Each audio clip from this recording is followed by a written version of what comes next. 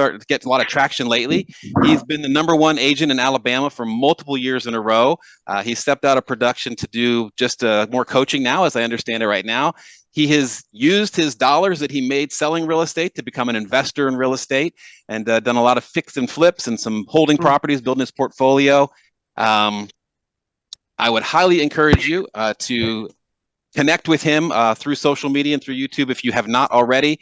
Some of his vision, his predictions on the market since 2020 have been spot on. And he has traveled the country with his wife and his daughter speaking. He's an author. He's got 2 books out there. If you don't have them, grab those as possibilities to help you grow too. But without further ado, I'm going to introduce Ricky, have him come on, say hey, and get us started here. Hey, Ricky. Hey, good morning. How Hello, you hello. guys doing? Some of you guys look like you're awake. Some of you guys look like you're ready to go. Some of you guys look like you're still sleeping. Nah, it's let's see, it's 9 o'clock here, it's 10 o'clock there. I'm in Gulf Shores, Alabama. You guys probably don't, a lot of people don't realize we have some of the most beautiful beaches in the world, actually. The Florida beaches come right into Alabama. A good 40 miles of just beautiful white powder sand, palm trees, $1 million condos, and all that good stuff. It's actually a small town. Between 2 towns, we have about 30,000 population. Super small, but we have 8 million, over 8 million visitors every year come down to the beach and stuff. So it's a really high trafficked tourist area. But I grew up here and I got in real estate in 2002 when I was 20. And it was really cool because it's small town, but there's this really massive real estate market with the Gulfront condos. And just kind of got thrown into that. And, you know, the condos turn over every couple years. You know, it's mostly investors and families wanting a place to vacation. Well, they turn over quite often because people want to upgrade, or either they want to buy another one, or a lot of them get tired of it. They don't want to come to the same place, you know, so they decide to sell it. They make a little money because it appreciated, and they'll go buy something somewhere else on the beach. So it's a high turnover market, really high price compared to like the rest of Alabama, I would say. And yeah, just honestly got lucky for 2 reasons. One, to be born in 81, and 2, to be in this market. Being born in 81 actually put me in position to go through 2008 in my early 20s. So I made $1 million plus and lost it all in the crash. Yeah, I got it in 02 and the market blew up. I made so much money. I was flipping houses, I was selling and making commissions, and lost it all because I didn't really understand how this whole thing works. And somebody's, if you could mute everybody, especially Greg down there, the infamous ghost. Yeah, lost everything, was sleeping in my car and stuff. And see, where you threw me off, Greg, the ghost thing. Got in, made a bunch of money, lost it all.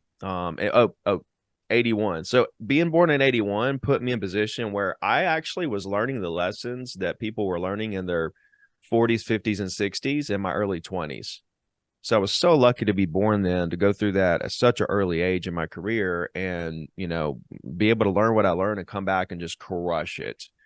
So I'll tell you guys what I learned through the crash, and then I want to kind of tell you where the opportunity is right now in the market. And then I really want to get into some Q&A where you guys are having, you know, some roadblocks in your business, some bottlenecks, some problems and stuff like that. So if you have something you're having trouble with, I really want to dissect those situations. So be thinking about that. In 2008, I got back in real estate. So I went back to roofing houses. I was working on an oil rig. And in 2008, I got back in.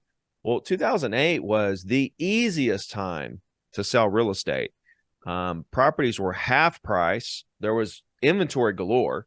You know, my buyers were just picking and choosing what they wanted, paying whatever they wanted. It was just crazy. And there was really no agents. Like, most everybody left the business.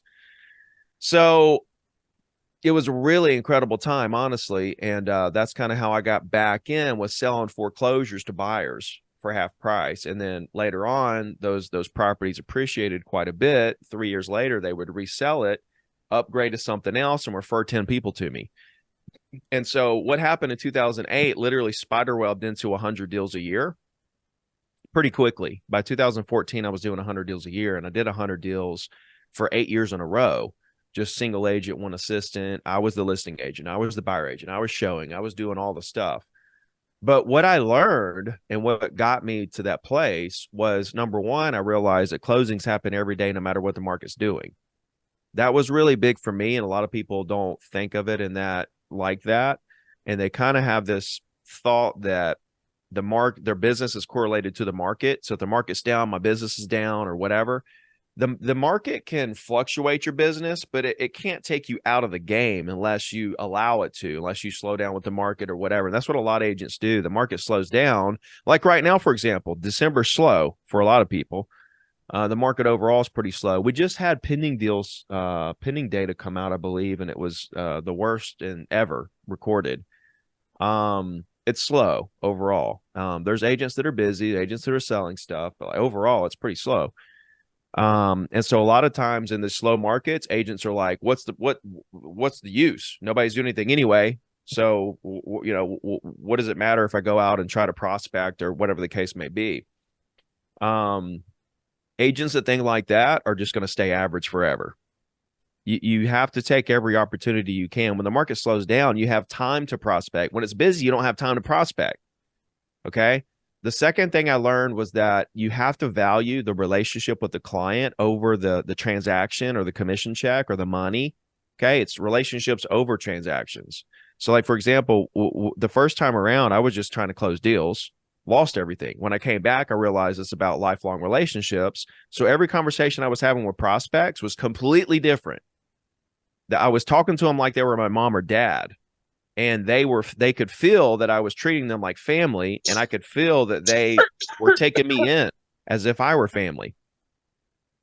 It was a whole different ball game. And I realized, like, I have a lifelong client here. Every relationship I put in place became worth 10 to 20 deals to me over the life of my career through repeats, referrals, and referrals over referrals.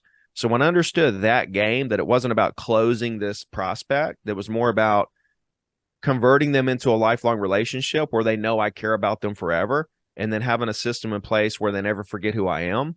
When I realized that was the game, then it was game over. It didn't matter about the deals anymore. I knew that I would do deals because deals are happening every day. But how do people choose agents? They choose agents based on an agent they feel like is a friend that they have, like it's a friend in the business.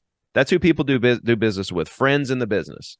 So if you're really good at creating friends, and you have a really good system on the back end where none of these friends ever forget who you are, then you're going to have a massive business. You can scale now.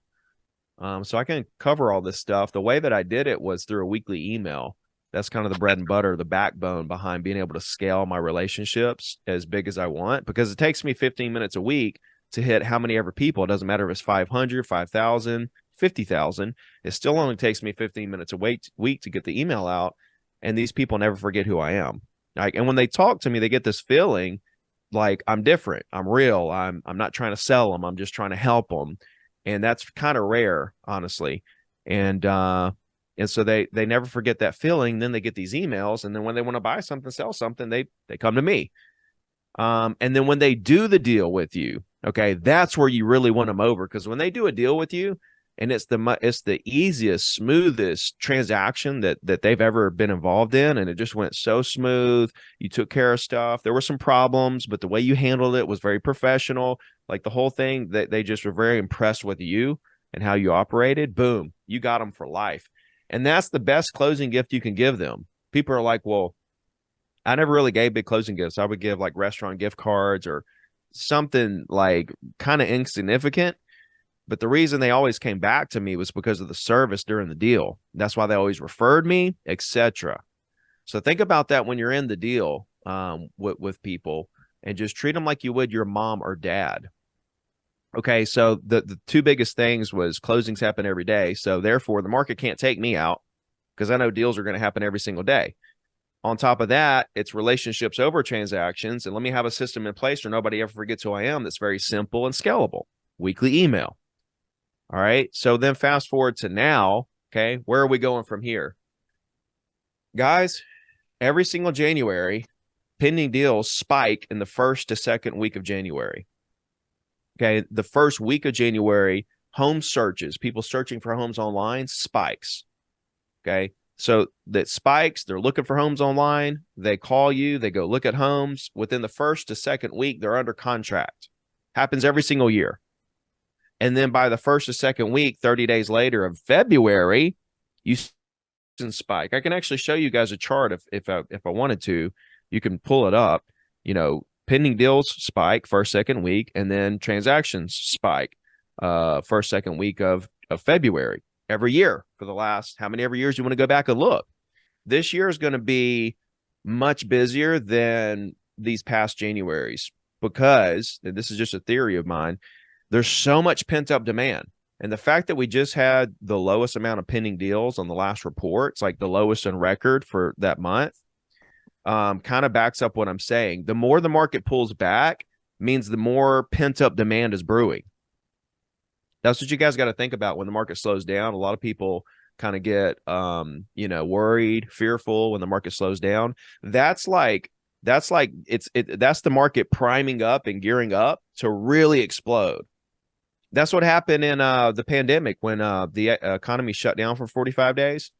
The whole economy shut down for 45 days. We had 80% of the same amount of closings, 20% less, and 20% of less pending deals happened during that 45-day shutdown. Towards the very end, April 20th, I believe, right? Like 2 weeks before the economy opened back up, we're shut down in our houses. We can't go anywhere. We don't know if our family's going to die, if the world's going to exist. We don't know what's happening. Very fearful time. People are still signing contracts and doing deals, pending deals. When I looked at that data and I looked at what was happening and I realized this 20% pullback happened, I said, oh my God, the market's about to explode. And I put out a video that's still there on YouTube that said, when the economy opens back up, we're going to have the largest real estate surge we've ever seen. And what happened? 2021 happened. Did I think it was going to be that crazy? No, I didn't think it was going to be that nuts. But I did see that we were going to have a surge. It was real evident to me. It's the same feeling I get right now. Not that we pumped a bunch of stimulus into the economy and, we had this, pandemic like complete shock. This has been a year and a half of higher rates that has built up to this moment. And now we're about to go into January where it normally takes off and we have all this pent up demand and retracted market. So what I'm saying is right now, here's the opportunity. Right now, you got to get as many listings as you can in December because everything in January is going under contract. And if you let this moment go by where you don't take advantage and stack up as much inventory as you can, when January hits and you're busy, you're selling, you'll be doing good and everything, but you're going to wish to God you would have stacked up as many listings as you could. Now, while things are slow, while you have time to actually do it before the wave actually hits and you don't have time to do it anymore, plus the wave's hitting, it's too late. You got to when do you prepare for a market surge? During the surge or before the surge? Okay. Before. And that's right now. And every day that goes by is just one more day of a lost opportunity because these days are clicking by real fast. And we starting last week, we had 4 full work weeks with no holidays in between Thanksgiving and Christmas. Christmas is going to hit Monday in like 3 weeks. You had 4 full work weeks between Thanksgiving and Christmas to really crush it. So like time block prospecting and go harder than you've ever went before. That's what you need to be doing. And a lot of us during this time of year, we kind of just lay back. Well, the market's slow. What's the use? People aren't doing anything anyway. Listings are just sitting there, blah, blah, blah. Okay. This is the calm before the storm. If you want to be like massive, like high producer, you've got to realize these cycles and take advantage of the moments. Otherwise, you're just going to be following the sheep, the rest of the agents in the industry, and just be average or be a low producer. And just stay there forever. Yeah, this is the kind of stuff that I started realizing in 2008, these ebbs and flows of the market and how to take advantage of the down moments to ramp up before the next surge happens. Yeah, this is it right now. So yeah, just a little pep talk for you. let's see if you guys have some questions. I'd love to dig into some of your specific situations. And if not, I can just keep rambling because I can ramble all day long.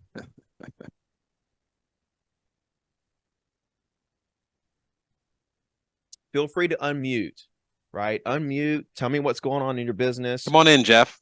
Unmute Jeff and ask your question. I was just wondering, obviously there's going to be pent-up demand. Yep. But again, the usual gorilla in the room, is there going to be inventory to support the demand? It doesn't matter about inventory. And I'm speaking to a chair. It doesn't matter what inventory is. Here's the thing. When let's just take the example, the theory, the circumstance that rates come down. Okay. When are rates going to come down? Nobody knows that. All the gurus in the mortgage industry thought that rates would be around 5% at the end of this year. Well, they were wrong. They were right about inflation coming down, right? And they thought, okay, inflation comes down and the 10-year treasury follows inflation and mortgage rates follow the 10-year treasury. They're right about all that. But you know where they got it wrong? They didn't realize that the spread between the 10-year treasury and the mortgage rate was going to be higher than normal, because the investors don't want the risk and they know people aren't really going to hang on to these higher rates. They're going to refinance pretty soon. They're not going to make much on the loan. And so they had to have this higher spread. So they didn't put that into consideration. So predicting rates, bad game to play. However, when rates come down, let's just think about the world when rates come down. Okay. When rates come down, this is what I see happening, is that the trade up seller is going to list and buy, right? They're going to list their home and upgrade. They're tired of their home. This is like huge. This is a huge market. I mean, I could even ask you guys, like, how many sellers do you have that want to sell? They don't need, they need an extra bedroom. They want to be on the water. They need to move across town, but they can't because they're sitting on this low rate and they just can't do it. How many of those clients do you have, right? How many buyers do you have? First-time home buyers that are waiting on prices to come down, are waiting on rates to come down. Like, it's crazy. So when rates come down, let's just think about this hypothetical situation that the trade-up seller lists and then upgrades. So what does that do to the market in terms of inventory? Well, they're adding one to inventory, but then they're taking one away from inventory. So it's a net even for inventory. Okay. So that didn't do anything to inventory, but it created two transactions. So inventory stayed the same overall, active listings, but we have two plus on the transaction board. Okay. So activity has increased. Now we've got two deals, two commissions, really four, because there's a buyer and seller on each deal. Okay. But then the first time home buyers come in, they rush the market. They take a property off the market, but they don't add a property to the market. So what does that do to active listings? It brings it down, but it created a transaction. So what happens, in my opinion, when rates come down is we're going to see transactions spike. Transactions are going to go boop, but active listings are going to come down. Okay. So inventory doesn't have to come up. Who was it? Jeff. Inventory doesn't have to come up for activity and transactions to spike. See what I'm saying?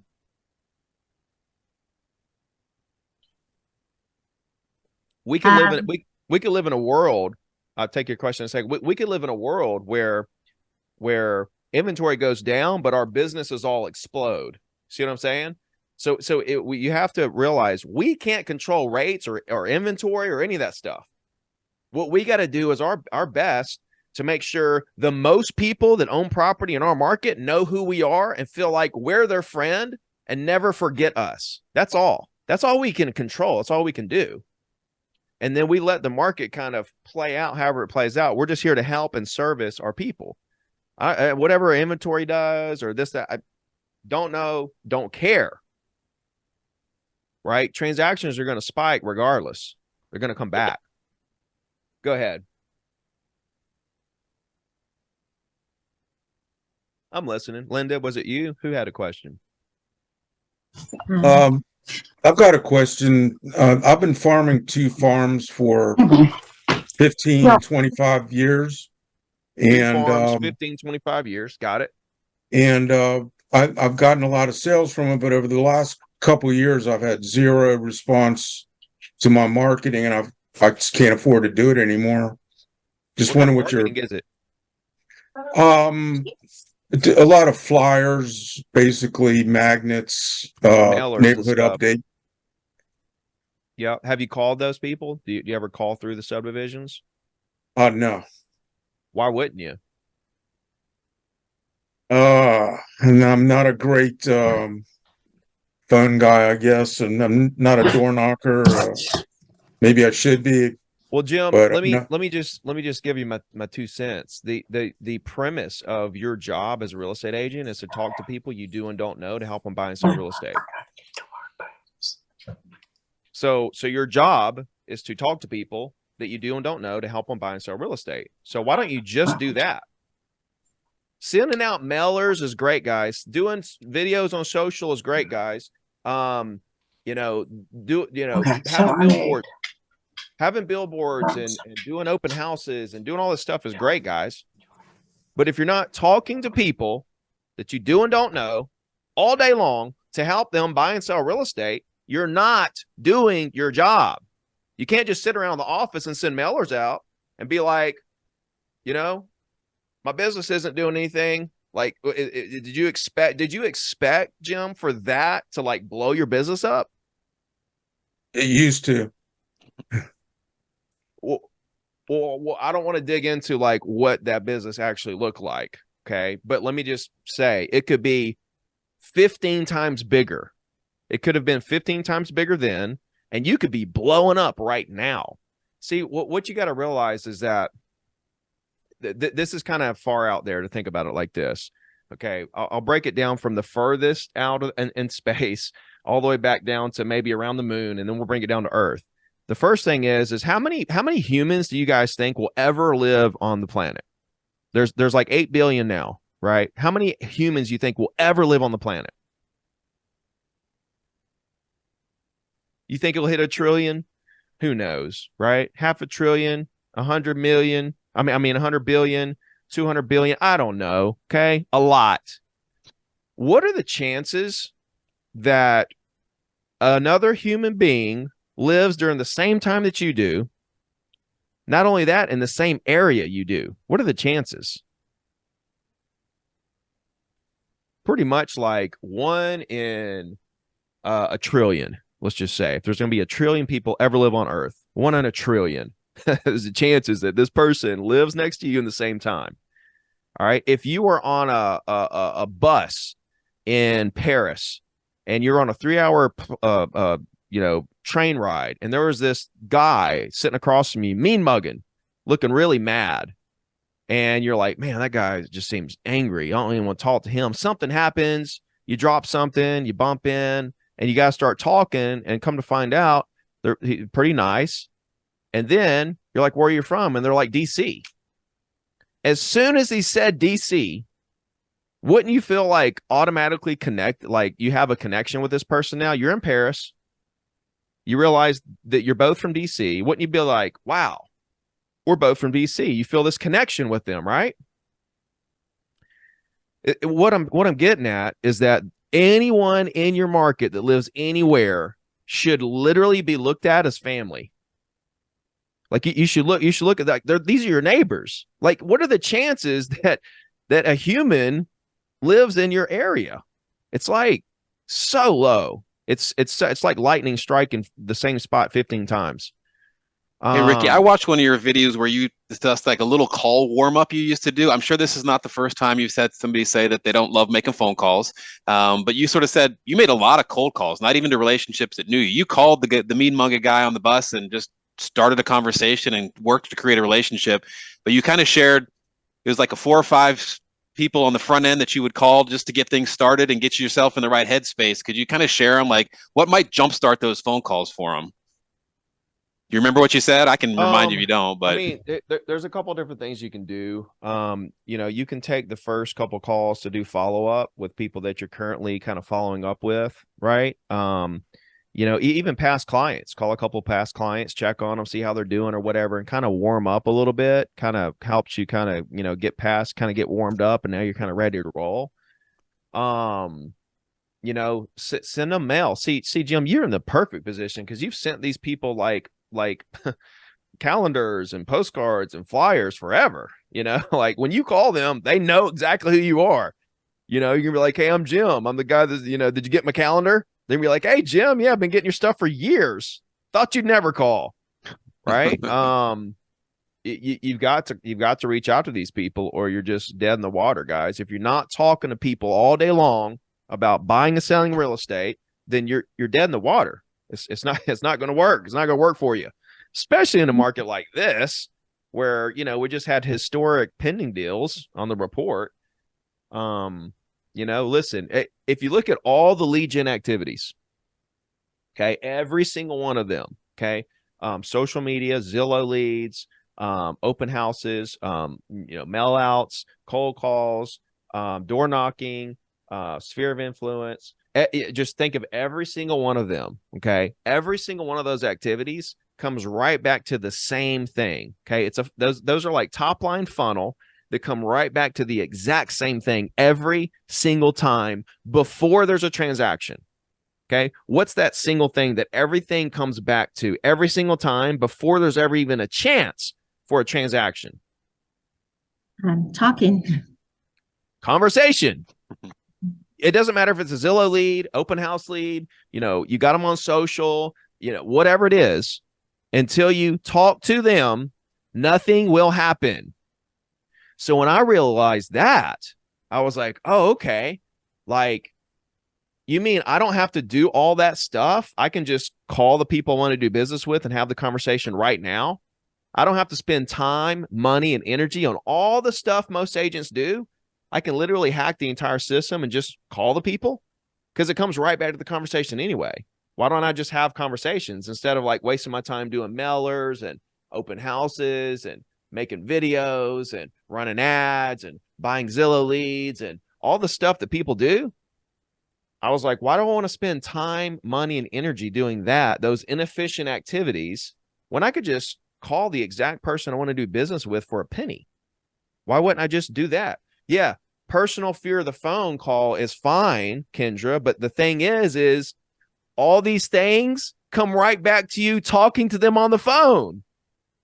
It's crazy the amount of money, like the thousands of dollars that agents spend to try to not make calls, to just turn around and call the leads that they spent thousands of dollars on.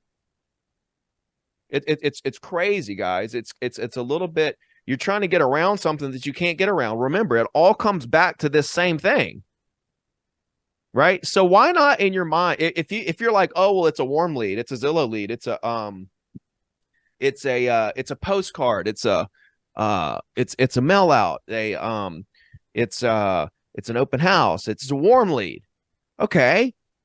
Well, if you want to be Mr. Mega Agent, why don't you just do some reverse psychology on yourself and just take a list of every property owner that owns property that you want to represent and pretend in your mind that they're a Zillow lead, or pretend in your mind that they're a open house lead, or that they called about your postcard, or whatever you got to tell yourself to get in the mindset that this is not a cold lead. Because guess what?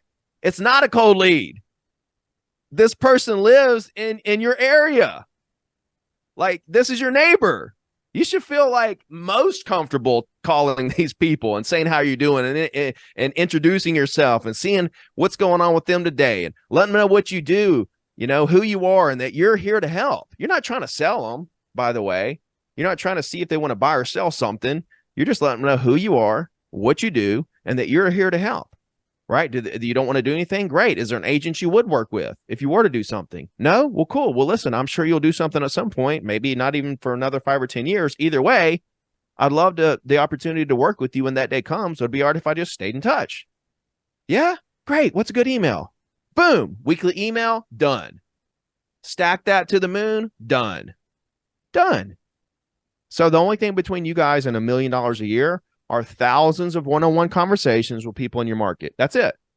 You can stretch those thousands of conversations over the course of 20 years, 30 years, 40 years for the rest of your life, or you can smash them all into a good 3 to 5 years and be done with it, get to the $1 million a year, and move on to bigger and better things. Buying properties, coaching, speaking, writing, whatever you want to do. The world is your oyster at that moment because you're making $1 million and you're just doing a weekly email every week and you don't have to prospect anymore. Why don't we just build that business now instead of like playing around with just sending mail outs forever, hoping that something happens? I don't need to live in a world of hope, guys. I want to make $1 million now so I can move on to something else. So let me ask you a question then. My ears are wide open. So you have plenty of people on here. Okay, let's say they want to go make their calls.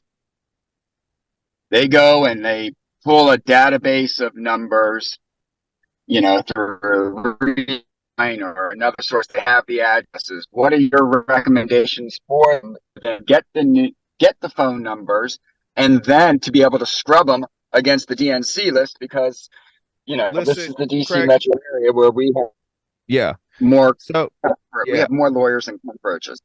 So I'll put a link right here. Redx discount.com to get a discount there and just get GeoLeads Plus. You can get 7,500 property owners of your choice. It marks some DNC. Like it marks the DNCs and you don't have to call them if you don't want to. I call them because number one, they're the highest quality phone number. But number two, I'm not calling to sell these people. Again, I'm not calling to sell them. I'm calling to introduce myself. I'm calling to see if there's something I can do to help them. I'm calling to offer a friendship. I'm calling to see how they're doing and what's going on, if they're thinking about doing anything, if there's something I could do to help. So, here, I'll put this here. I've got a platform where you can get all my scripts and all that stuff for free. Join Ricky.com. Weekly email. My weekly email templates are there. All my scripts are there. Everything.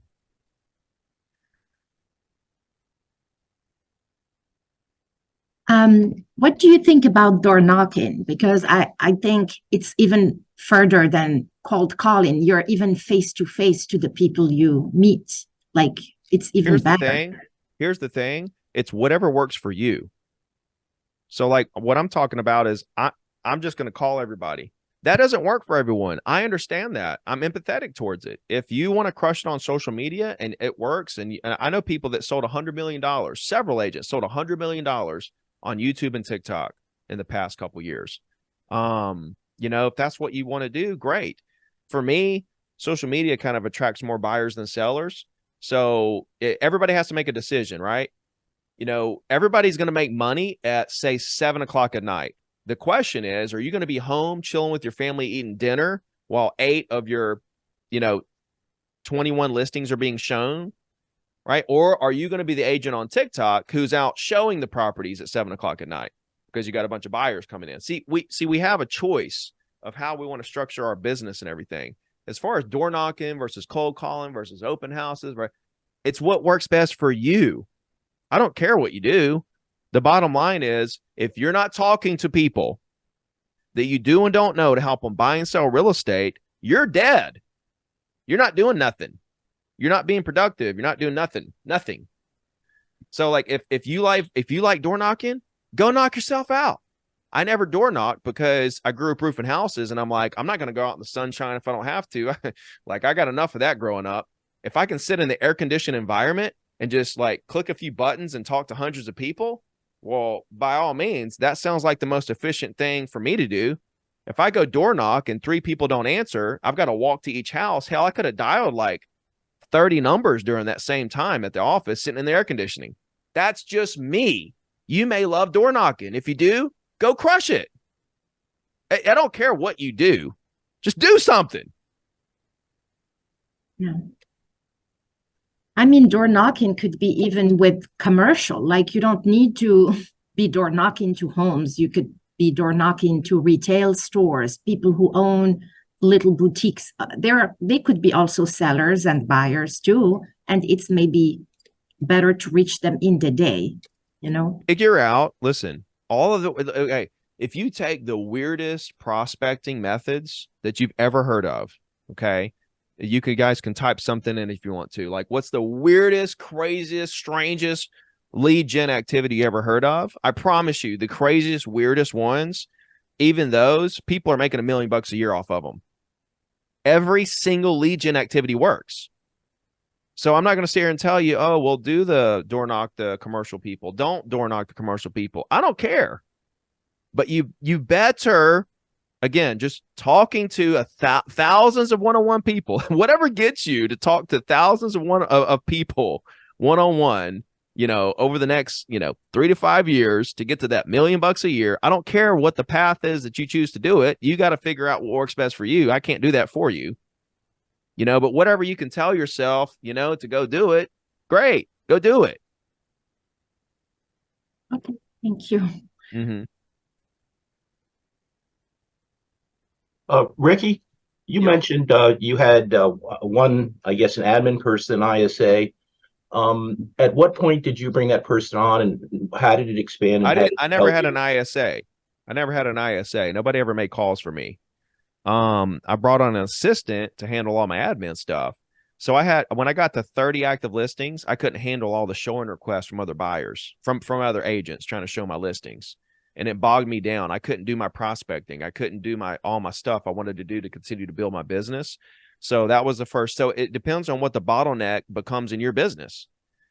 If you're trugging along and you're doing 2 deals a month and you're handling everything on your own, great, you're good.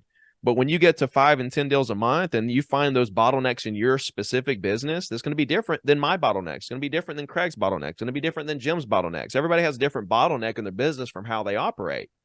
And so whatever that bottleneck becomes, that's what you hire somebody to take over. And then you start handing them everything else once they take that off your shoulders. So she came in, she started setting up the showings for agents who want to show my listings. And then I started handing her all the transaction coordination stuff and then all the MLS stuff and, then she started doing the postcards and all the other things for me. So bottleneck, and then you kind of reverse it into all the other things that you need them to do. So a follow up on that then. So what would you say as far as going from that 2 deals a month, getting stuck at that, to blowing it out, and obviously talking with a lot of people and getting a lot of people in your database is a big part of that. But anything else you can? No, there's nothing else. See, that's the simplicity of it. People hear what I'm saying and they're like, oh, it can't be that simple. It is that simple. If you're stagnant in your business, that means you quit building your database. You just quit building it. You quit talking to people you don't know, adding them to your database, and then doing your weekly email and all that stuff. You quit building. That's it. When you see these agents that make 200,000 every year forever, they never go above that. They just make that forever, and they don't know why. They're living in a mirage because they're getting business, and they think any day their business is going to take off, but they quit building their database. They built their database up to the point that they're making 200, then they quit.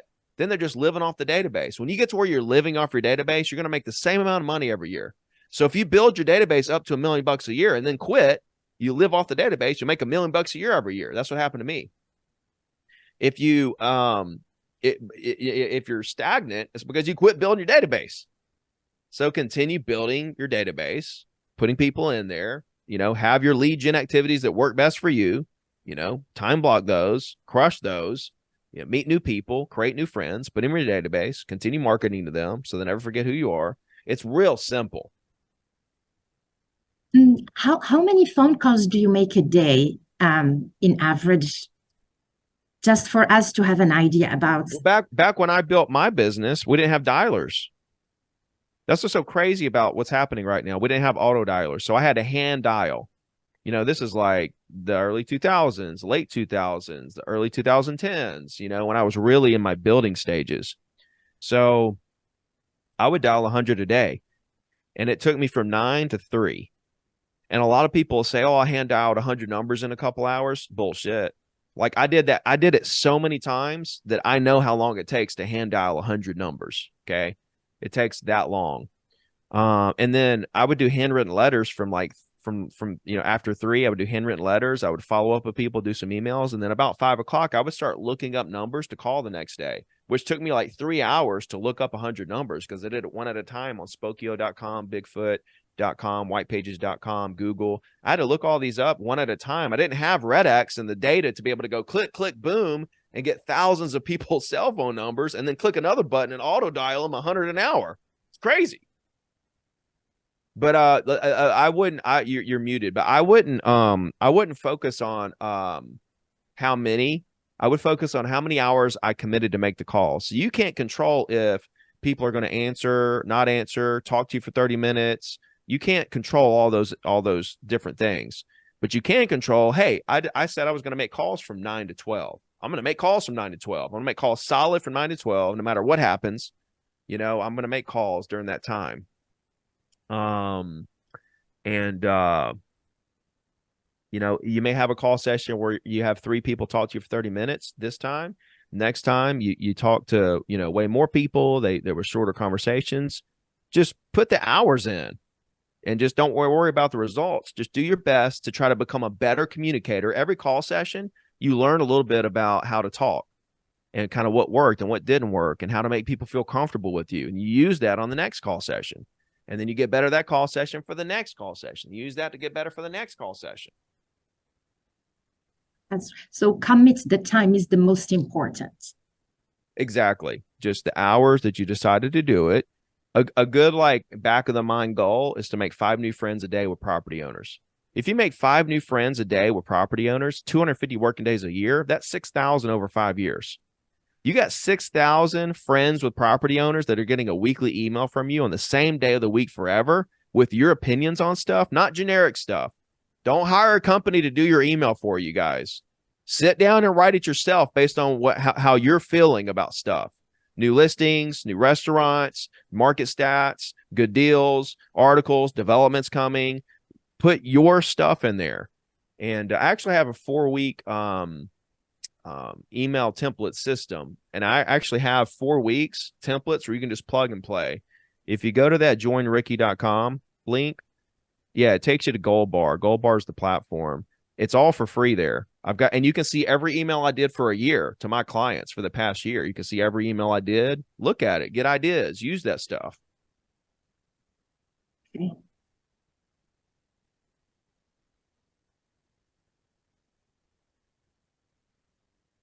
Boyd, just to answer your question, and Ricky just did, that the Gold Bar is a training platform. So it's got all his stuff on there. Yep. It's not a scam. That's it. Yep, I got it. Thank you. I don't see the scripts, however, but I'll find them. Yeah, it's right there. As soon as you make an account, it's right there. It says scripts and email templates. Ricky, just to summarize what you've been saying is it all comes back to talking to people. And I think that everybody signs on to programs like this, hoping that you're going to tell them something that they can do that's going to make it so that they don't have to talk to people. And what I hear you saying for the last 40 minutes is you got to talk to people. And I think that we're just resistant to that. And it's just, we do have I did create a challenge where we do handwritten letters first. The handwritten letters actually do get listings, but the magic behind it is to call after the letters. So this has been a one size fits all, whether you're an introvert, an extrovert, if you're new, if you're experienced, if you want to ramp up your business and really get straight to the source of property owners and everything. We've developed this program where we're doing 30-day listing challenges right there on that Gold Bar platform every month. Weekly calls, the letters, the phone calls. We keep a leaderboard of whoever gets the most listings. We give prizes and all that good stuff. So we have something that even the extroverts that don't want to make the calls makes it easier because they do the letters, they get some calls. But then it's easier to make the calls because you're calling about the letter you sent.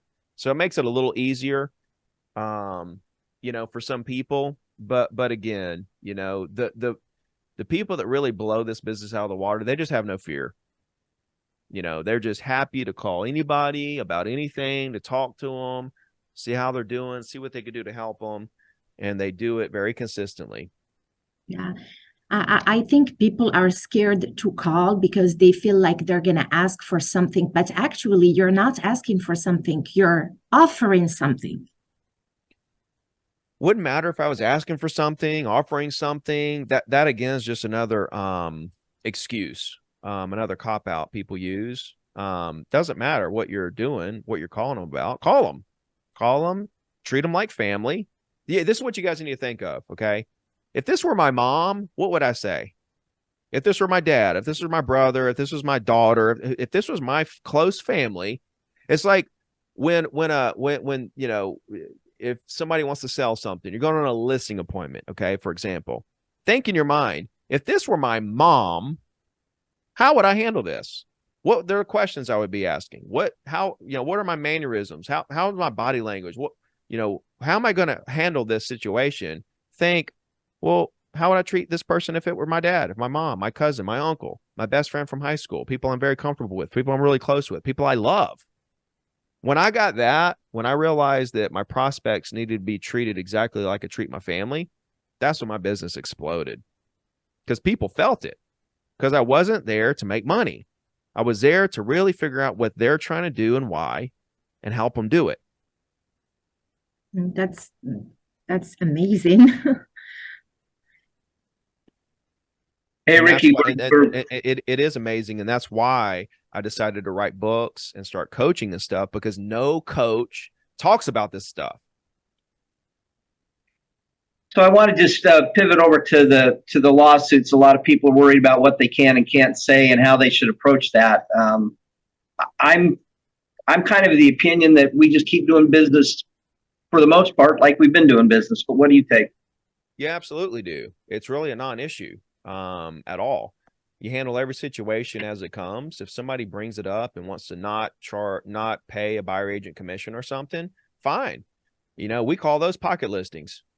We call those for sale by owners. If you don't want to pay, if you don't want to offer to pay the buyer agent, what's so crazy is when all this started, it's just a money grab, guys. It's just, and they don't really care what happens to the industry and stuff. It's like the sellers agreed to pay this commission. They were happy with what they netted. They were happy to pay the 5 or 6%, regardless if there was a buyer agent involved or not. So it's like, you were happy to pay the 5%, when it was me. Why do you care if I take some of the 5% that you agree to pay me and, another agent gets some of that? Why do you care so much? If I sell it, if I represent the buyer or whatever, and I get the full commission, you don't care, but you do care if there's a buyer agent involved. It's no more money that you paid. It's really just a money grab for everybody. And I think it'll get shot down, honestly. But you never know with the way everything's ran and you guys' city. You never know how all this could play out.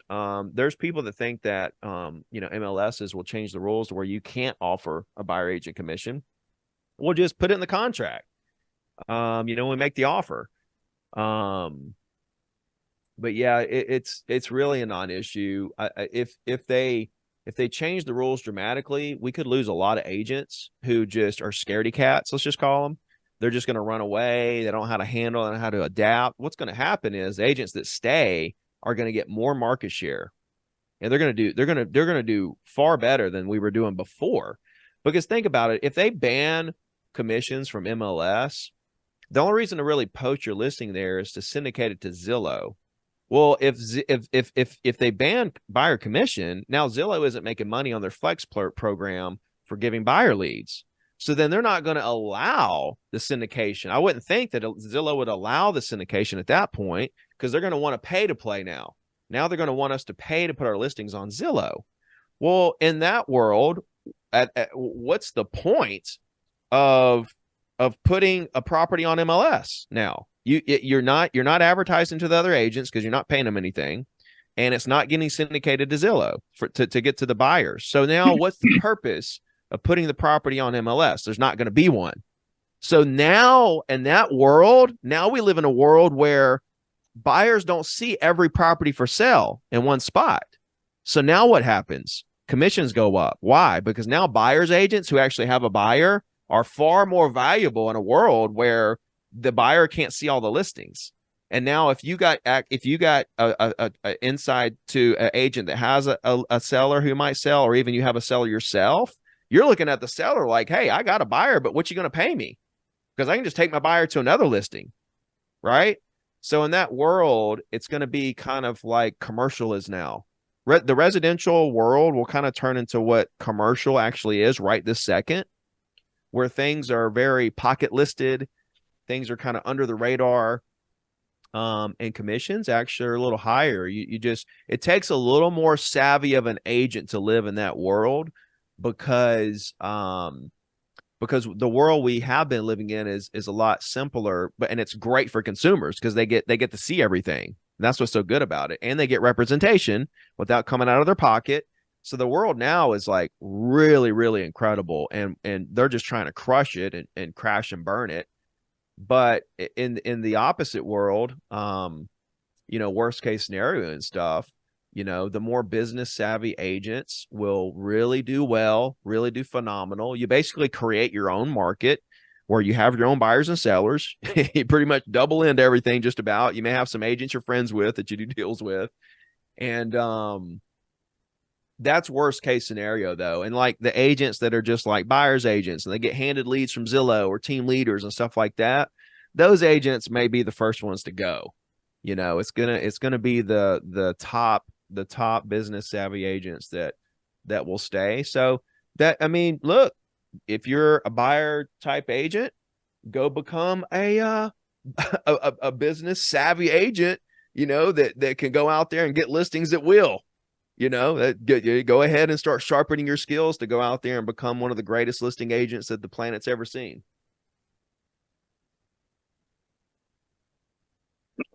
You want to come say hi, everybody? Yeah. Hold on, guys. I got a little special guest. I think we're watching a family moment here.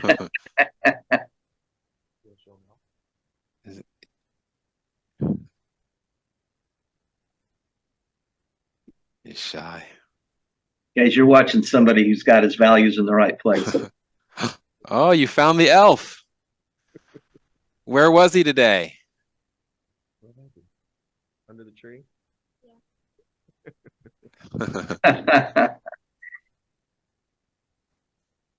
Brought you some Christmas tree cookies? All right. Cool.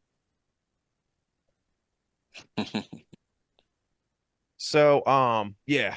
Listen, nothing to worry about on that lawsuit thing. It'd actually be fun if that happened. We lose a ton of agents, and it would be a lot of fun because we'd make more money. So, bring it on. I like that attitude. Anybody else have any questions right now? I popped one on the chat.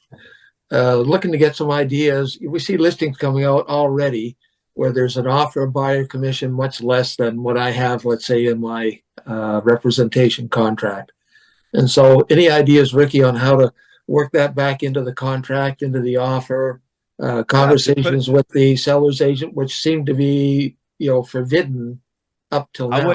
I wouldn't worry about like what the listing agent is getting, because honestly we don't know what the listing agent is getting, or we don't really know what the listing agent's getting. Like here you see the buyer agent commission. I don't know what there's listing agent commission, the buyer agent commissions are like 2.4, and then I'll go to closing, the listing agent's getting like 4 or 5 or something. This is like, what in the world is going on here? Yeah. But I would just put it in the contract. Like, what do you normally get for a buyer? What's your standard? What are you happy with? What do you normally want on a buyer agent commission? Well, we see a lot of 2.5. 2.5. Yeah. So you could put 2.5. I would just put in other provisions. Seller to pay buyer agent commission of 2.5% or 3% or whatever it is that you want. You might want to start out at 3 and then negotiate down if you have to, or something like that. But I would just start putting it in the contract every time. Unless it's stated on MLS, that it's 2.5 or 3, or unless it's a standard deal, and everything's like it normally is. But if it's one of these like discounted one-offs or 0 or whatever, put it in the contract, and then let them figure it out. They need to figure out what they need to counter back at to cover your fee, etc. Okay. Thanks, Ricky. Yeah, ma'am. Hey, I have a quick question for you. Mm-hmm. Over the last, well, first of all, back up to that point. In Maryland, we cannot add commission to the contract from our buyer. So that's a big no-no. But as far, on the offer to the seller, we can't get into that. But on the other part, I was going to say is, can you hear me? you cannot include your compensation as a buyer's agent in the offer from the buyer to the Yeah. seller. Is it a state rule? Is it a Yes. local MLS rule? It's a state rule. Okay. Um, Yeah. yeah. So that's something you have to kind of tackle and try to figure that out. There are ways around it, but you Okay. can't specifically state it. Okay. So anyway, over the last 2 years, my business has been predominantly death, divorce, downsizing, and transfers since the interest rates started going up. When do you, and I'm thinking we still have another 2 years of that till the pain point gets to where the sellers that are in the house with the lower interest rates are willing to give that up. Do you see anything different than that? Then what? There being a long time before they decide to sell? Yeah, because like I said, most of my business this year was death, divorce, downsizing, and Okay. transfers for my listings. Yeah. The ones that had to. It wasn't a Yep. choice. Yeah. That's the only people doing deals right now, people that have to. So your question is, how long do I think it's going to be before the trade up sellers start selling? Yeah. I think they're going to start selling in January. It's going to be a trickle effect, because what's happening is we've been a year and a half worth of higher rates, longer than that actually, of higher rates. And so what happens? I mean, the same thing happened back in the 80s and stuff. Like, people become accustomed to these higher rates. You know, they kind of get used to the fact that rates are going to be higher. We'll see fluctuations, like it was at 8 and then it got down close to 7. You know, it'll probably go back up some, but it's going to hover around here, and people are just going to finally just see every day they hate their current home more and more and more. Okay. And so it just gets to the point where they're like, okay, screw it, we're just going to go for it. You know, and maybe they get a buy down where they get the rate down into the 5s, you know, and they're like, okay, we can swallow this. So I think it's just going to be a trickle. If rates come down quite a bit, we'll see like a big rush. But I think outside of the big rush, if that ever happens, if we ever see like a drop all of a sudden, outside of that, I think it's just going to be a trickle. I don't think we're going to see like this just massive, like, okay, in August, we're just going to see a ton of like trade up sellers. I just think it's going to be like this trickle that happens. And I think it's going to start in January. I think people are finally, after New Year's, they're going to be like, okay, this is the year. We're going to do this. We're tired of waiting. We can't wait anymore. Our daughter is 3 now and 2, and we've got to have another room. We can't wait anymore. And so then what happens is the people that used to not be the need to people now become the need to people, right? And then rates don't matter as much. So I just think it's going to be more of a trickle with those. But a nice trickle, not just like a little trickle. It's going to be like a nice flow trickle. Ricky, just before we're going to have to wrap up here, I think, for your sake, if nobody else's, but I just want to say something on that. That is actually part of the code of ethics, where you're not supposed to make a contract contingent on a particular commission rate. But these lawsuits have changed a lot of that. And for whoever asked the question, I wasn't able to see. We're going to be covering some language in one of these other sections, so watch for that, because there is language that you can use that's both legal and compliant with the code of ethics. And so you got the right idea, but we got to figure way around that, and we've done that. So. And that's what I was going to say, is just figure out what the rules are. Here's the thing. We're playing by new rules of the game now. And the rules may change even more dramatically. But whatever the new rules of the game is, give me the rules. Give me the new rules, and let me figure out what direction I'm fixing to go in, and let me go crush it. Because give me the new rules, done deal. Let me go crush it according to whatever the new rules are. That's it. That's how you adjust through whatever happens.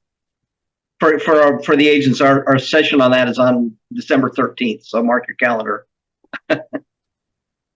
Hey, Ricky, outside of the weekly, once you've connected with That's all you have to do. It does all the heavy lifting for you. That weekly email does all the heavy lifting for you. You don't have to. I used to try to send Christmas cards, and I would do yearly check-ins with like my top 200 clients. I did that for a couple years as I was in the building stages, but then I got to where I was too busy to even do those things. And come to find out, it didn't matter anyway. They loved when they talked to me the first time. The great first impression I gave them was everything. Then the weekly email kept me in front of them until they decided to buy or sell. Did that process win everyone over? No, no process is going to win everybody over, but it will win a lot of people over, especially if you treat them like family. So it's that family feel every time they communicate with you, that family feel when they call you out of the blue and 17 months and they just want to know what's sold in their neighborhood or something, and you get right back to them. You don't try to sell them, you get them the information. It's just doing those things where they just feel like, man, he just really takes care of me whenever they need something. Just that's what keeps them coming back. It's not necessarily the closing gifts and the check-ins and the stuff like that. One thing I did love to do, and I put in my weekly email a lot, was I just asked a lot of people to lunch. Like anybody that would be willing to sit down and have lunch with me, I was just, if I could have lunch 5 days a week with clients and pay for lunch and just sit down and just get to know them better and enjoy some time and, talk about real estate if they wanted to, whatever, the more of those I could do, the better, because I'm just deepening those relationships and stuff. So it's like the weekly email should be your foundation, your bread and butter for the nurturing process. And then anything you do on top of that is just consider that a bonus. If you do a yearly check-in, if you do a Christmas card, if you do a lunch, whatever the extra little things you do, social media. It's like you make the weekly email the foundation, sprinkle social media on top, like salt and pepper, like the weekly email is the main course, and the daily little videos are just kind of like the extra little toppings that kind of make it a little bit cooler, because they're like, oh, I get his emails, oh, I'll see him on social. But yeah, that How did you weekly decide email literally could be all of it. How did you decide on weekly versus any other? You know what it was? I just listened to my clients. Back in 2007, when I started getting back in the game, I got so many messages from people who wanted a weekly list of foreclosures, because foreclosures were big back then. So they wanted this weekly list of foreclosures. So I started sending this weekly list of foreclosures to all these people that asked for it. There was sort of like 10 or 20 people at the time. And I was like, you know what? I'm going to start sending this to everyone in my database, which was like 500 people at the time. I'm going to start sending this to everybody every week. So it started out this weekly report of foreclosures, where I was also giving some extra market information, doing a little self-promotion, some new listings I was getting and stuff like that. And then over time, as the foreclosures kind of dwindled and went away, I just continued to send it every week, and it kind of morphed into this market report. And then I just got better and better and better at it. But it actually originated from back then, and I was just listening to my clients. That's what they wanted.